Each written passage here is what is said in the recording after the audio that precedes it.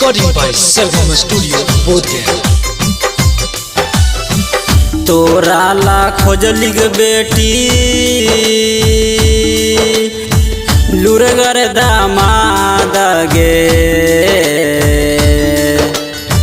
तोरा ला खोजली गे बेटी लुरगर दामाद गे।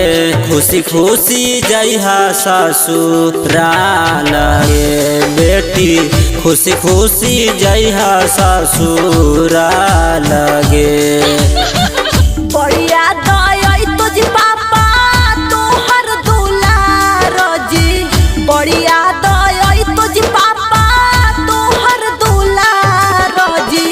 मम्मी के रखी हा तू खयाल जी, मम्मी के रखी हा तू खयाल जी।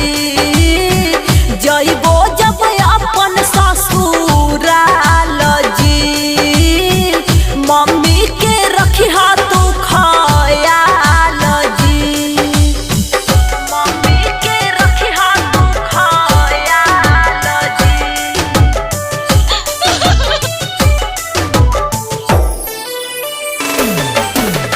Music by A B. Gupta. Mummy के रखी हा तू खयाल जी।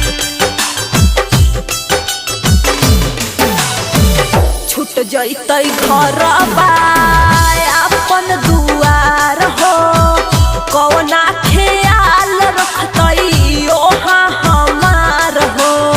सासा ससुर हो तो माई बाप तोहार गे, अपन घर हो तो तोर ससुराल गे। अपन घर हो तो तोर ससुराल गे।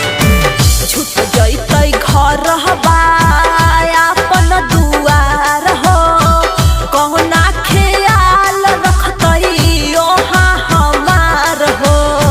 सासा ससुर हो तो माई बाप तोहार गे, अपन घर हो तो तोर ससुराल गे।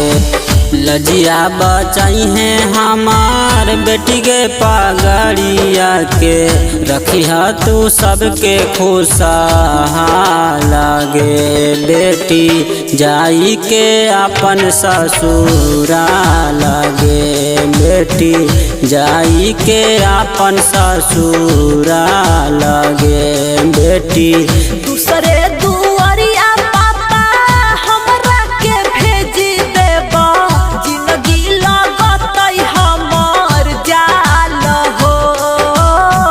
कैसे के रहबै खुशहाल हो, कैसे के रहबै खुशहाल हो।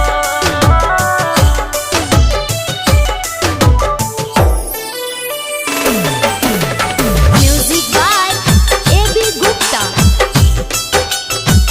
कैसे के रहबै खुशहाल हो। कैसन रिवाज पापा कैसन नीति, जे दी दरदिया खाली बेटिए पर बीती। दस्तूर दुनिया के हई रिवाज गे, ताना मारत बेटी गौआ समाज गे। ताना मारत बेटी गौआ समाज गे।